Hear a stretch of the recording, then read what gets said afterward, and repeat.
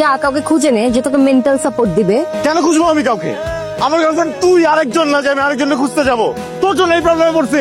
তুই আমাকে হেল্প করবি, আমার সাপোর্ট হবি, এখন এই ধরনের কাজ করতেছিস তুই। একটা মেয়ে যদি চায় না একটা ছেলেকে অনেক উপর উঠাইতে পারে, আবার ওই মেয়ে যদি চায় না ওই ছেলে একদম তলায় দেয়, আমার তলায় দিস না প্লিজ। আগে সময় দিতি না, এখন কিভাবে কথা বলতে হয় সেটাও জানিস না। আমার হয়তো এই রিলেশনশিপ থেকে ব্রেক নেওয়া দরকার। যা যে বিহেভিয়ার শিখে আয়, তারপরে আয়, বুঝছিস? আমাদের ব্রেক নেওয়া উচিত না, আমাদের ব্রেকআপ করে ফেলা উচিত। তোর আমার এই সম্পর্ক ব্রেকআপ।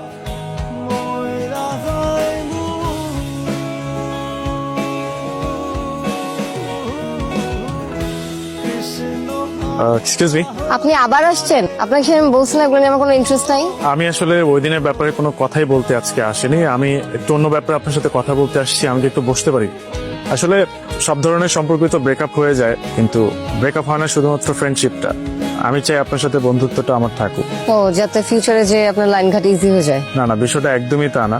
আপনি অনেক ভালো মনের একজন মানুষ, আর আমি চাই এমন ভালো মনের একজন মানুষের সাথে আমার বন্ধুত্বটা থাকুক। আচ্ছা, আমাকে একটু সময় দিন, আমি ভেবে দেখবো। ঠিক আছে, টেক ইউর টাইম। বাট আমি আজকে আপনাকে একটা কথা বলতে চাই।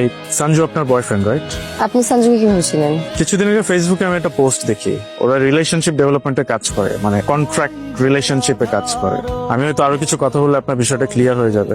আমি সঞ্জু, মানে আপনার যিনি বয়ফ্রেন্ড, তাকে আমি আপনার ছবিটা দেখাই। দেখানোর পর আমি ওকে বলি যে আমি এই মেয়েটার সাথে প্রেম করতে চাই, আই লাভ হার, এন্ড আমি এই মেয়েটাকে বিয়ে করতে চাই।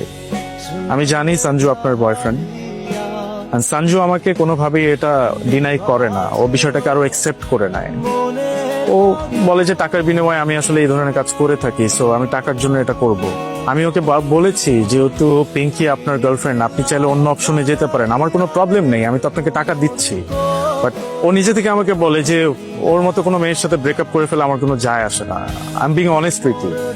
ও আসলে আমার থেকে খুব বড় একটা অ্যামাউন্ট চার্জ করে। সো আমি যেহেতু আপনাকে পছন্দ করতাম বা ভালোবাসতাম, সো সেই জায়গা থেকে ও যখন বলেছে he can do it, so আমি আর আসলে বিষয়টাকে অন্যদিকে নিয়ে নেই, আমি ডিলটাকে অ্যাকসেপ্ট করে নিই।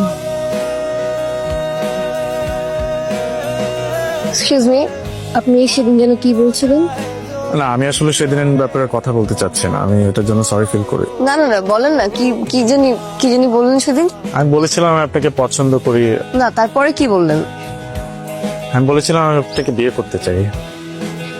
আপনি পরশুদিন আপনার ফ্যামিলি নিয়ে আমার পাশে আসেন।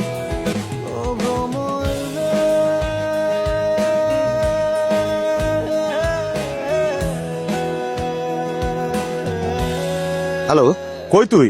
এক জায়গায় দাওয়াত খাইতে আসছিলাম, হঠাৎ করে রায়া একটু অসুস্থ হয়ে পড়ছে, তাড়াতাড়ি আয়। এই যাই কিছু মতো। কই আমার কি হয়েছে? তুমি দেরি করে আসছো কেন?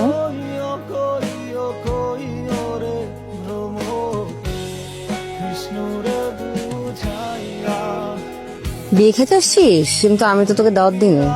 ও আচ্ছা আচ্ছা, রাফিন দাওয়াত দিছে। পেমেন্টটা তো পুরোটা পাইছিলি নাকি?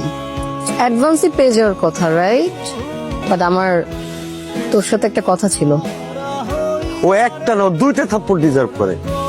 একটা হইতেছে ওর ভাস্তির কসম খেয়ে চুপচাপ ছিল, আর আরেকটা হইতেছে আজকে বিয়েতে কোনো সিনকেট হবে এইটা ভাবে ও এখনো চুপচাপ আছে। ভাইয়া, আপনি জানেন না ও কি করছে? ও 1 লাখ টাকার বিনিময়ে নিজের ভালোবাসা, নিজের সম্পর্ক বিক্রি করে দিচ্ছে। কথা বলবে না তো এখন? ও রায়ের কসম কাটছে না। প্লিজ কথা বলিস। আমি আমি আমি তো কসম কাটি নাই। আমি বলি তুই কি শুরু থেকে বলি তুমি ওরা বিয়ের জন্য প্রেশার দিছিল না? বলছিল না যে নিজেকে কিছু করতে? ও গেছিল ভাইয়ার কাছে, কিন্তু ভাইয়া ওকে সাপোর্ট করে নাই। মাঝখান দিয়ে প্ল্যানটা আমার ছিল। আমি ওকে বলছিলাম যে ওর তো একটা ভালো গুণ আছে, মানুষের রিলেশনশিপ করায় দেয়। তো ওইটার মাধ্যমে যদি কিছু টাকা ইনকাম হয় তাহলে সমস্যাটা কোথায়? ওই টাকা দিয়ে কিছু বিজনেস করতে পারবে। প্ল্যান ভালো মতোই আগাইতেছিল, সবকিছু ঠিকঠাক ছিল, কিন্তু মাঝখান দিয়ে এই লোকটার সাথে পরিচয় হয়েছে। তাহলে তুমি তোমার মতন বিয়ে করতে চলে গেছো, ওর মতন চলে গেছে, এটা কোনো কিছু হইলো? তোমাদের তোমাদেরকে কি বলবো, আমার আর কিছু বলার নাই আসলে।